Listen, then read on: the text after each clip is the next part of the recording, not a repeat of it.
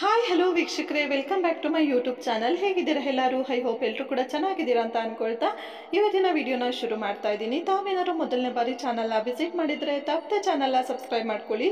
Video ಇಷ್ಟ ಆದರೆ like, share and comment ಮಾಡೋದನ್ನು ಮರಿಬೇಡಿ ಸ್ನೇಹಿತರೆ. ಬನ್ನಿ ಇವತ್ತಿನ ವಿಡಿಯೋನ ಶುರು ಮಾಡೋಣ. ಮಾತು ಮತ್ತು ಹೃದಯ ಎರಡನ್ನ ಜೋಪಾನವಾಗಿ ನೋಡ್ಕೊಳ್ಬೇಕು. ಯಾಕಂದರೆ ಮಾತು ಹಾಡಿದರೆ ಹೋಯಿತು, ಹೃದಯ ಒಡೆದರೆ ಹೋಯಿತು. ಹೌದಲ್ವಾ ಸ್ನೇಹಿತರೆ? ನಾವು ಆಡುವಂತಹ ಮಾತು ತುಂಬಾ ಗಂಭೀರವಾಗಿ ಆಡ್ತಾ ಇರ್ತೀವಿ, ಅಥವಾ ತುಂಬ ತಮಾಷೆ ಮಾಡೋಕ್ಕೆ ಹೋಗಿ ಕೆಲವೊಂದು ಮಾತುಗಳು ತುಂಬಾ ಗಂಭೀರವಾದಂತಹ ಪರಿಸ್ಥಿತಿಯನ್ನು ಹುಟ್ಟಾಕುತ್ತೆ ಸ್ನೇಹಿತರೆ.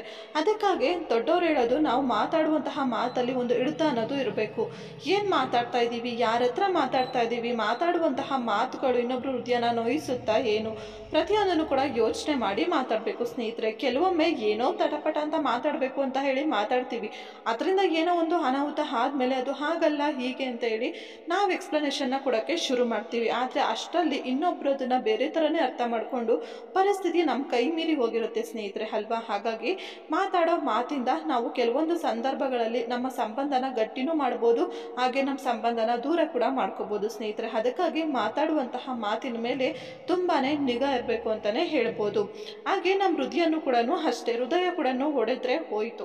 ಯಾರೋ ಏನೋ ಒಂದು ಮಾತು ಹೇಳ್ತಾರೆ, ಅಥವಾ ನಾವೇನೋ ಒಂದು ಎಕ್ಸ್ಪೆಕ್ಟೇಷನನ್ನು ಇಟ್ಕೊಂಡಿರ್ತೀವಿ ನಮ್ಮ ಹೃದಯದಲ್ಲಿ. ಅವ್ರಿಗೆ ಆದಂತಹ ಒಂದು ಏನಂದರೆ ಪರ್ಟಿಕ್ಯುಲರ್ ಆಗಿ ಒಂದು ಪ್ಲೇಸನ್ನು ಕೊಟ್ಟು ಅವ್ರನ್ನ ತುಂಬ ದೊಡ್ಡ ಸ್ಥಾನದಲ್ಲಿ ಇಟ್ಟಿರ್ತೀವಿ. ಆದರೆ ಅವರು ನಮಗೆ ಮಾಡಿದಂತಹ ಮೋಸ ಆಗ್ಬೋದು, ಅಥವಾ ನಮ್ಮ ಹತ್ರ ಅವರು ನಡ್ಕೊಳ್ಳುವಂತಹ ರೀತಿ ಆಗ್ಬೋದು, ಅಂದರೆ ನಾವು ಅವರಿಗೆ ಕೊಟ್ಟಂತಹ ಸ್ಥಾನನ ಅವರೇ ಕಳ್ಕೊಂಡಾಗೆ ಆಗುತ್ತೆ ಸ್ನೇಹಿತರೆ ಕೆಲವೊಮ್ಮೆ. ಇದು ಕೆಲವೊಮ್ಮೆ ನಾವು ಅಂದ್ಕೊಂಡ್ರೂ ಆಗುತ್ತೆ, ಅಂದ್ಕೊಳ್ದೇ ಇದ್ರೂ ಆಗುತ್ತೆ. ಆದರೆ ನಮ್ಮ ಒಂದು ಕೇರ್ಫುಲ್ಲಲ್ಲಿ ನಾವಿರೋ ತುಂಬಾ ಬೆಸ್ಟ್ ಅಲ್ವಾ ಸ್ನೇಹಿತರೆ? ಸೊ ಏನು ಹೇಳ್ತೀರಾ? ಈ ವಿಡಿಯೋ ಅನಿಸಿಕೆನ ಕಮೆಂಟಲ್ಲಿ ಶೇರ್ ಮಾಡಿ, ಹಾಗೆ ಚಾನಲ್ ಸಬ್ಸ್ಕ್ರೈಬ್ ಮಾಡೋದನ್ನು ಕೂಡ ಮರಿಬೇಡಿ.